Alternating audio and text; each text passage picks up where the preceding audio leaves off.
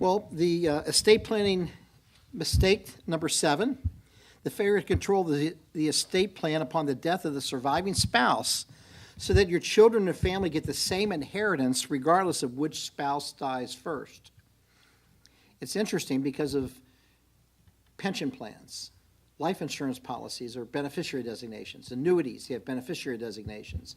The question becomes, sometimes what we'll do with the trust is everything, the trust is the beneficiary of everything. So we have one pot.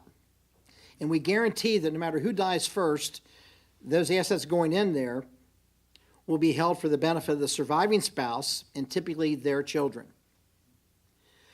And I got to tell you that the simple plan is not necessarily the best. We say, well, I'm just going to leave it to my spouse and then they can leave it to my children down the road.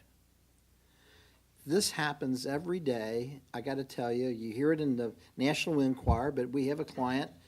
Dad's 2 years ago, mom died, and he was 80 years old. 4 months later, he got married to the cleaning lady's mother. It took him 9 months to get the marriage annulled. Hamilton County would not prosecute them criminally or anything. They chose not to. And they're still trying to recover assets. Okay? This happens. So in the elderly are preyed upon. It happens all the time. You know, financial elder abuse is very real. Yes? Is there a way to prevent that?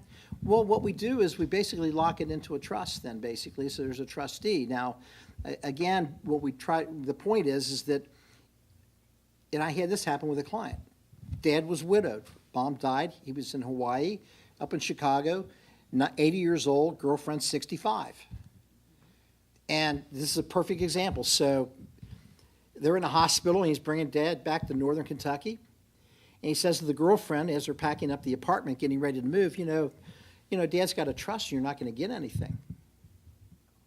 She didn't go back to the apartment and pick up anything. She just disappeared. Okay? Real story. True story. Okay? So we have a trust that locks it down and that, you know, basically it does provide for the health support and maintenance of the surviving spouse. Okay?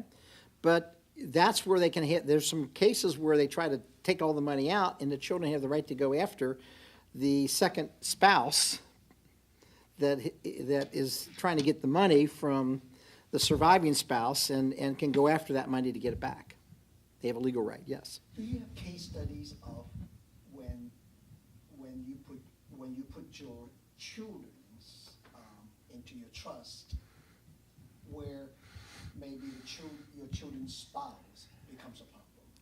Well, that can be usually it's a bloodline. We disinherit the in-law. Okay, so I got to tell you, that's very real. And it's very rare that a client will include an in-law. So, for example, if a child dies, it's held in trust for their children, their grandchildren, excluding the spouse, the in-law.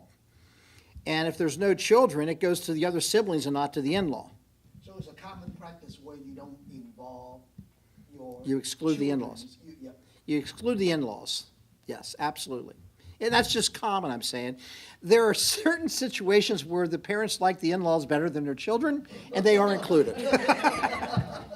True story. Okay.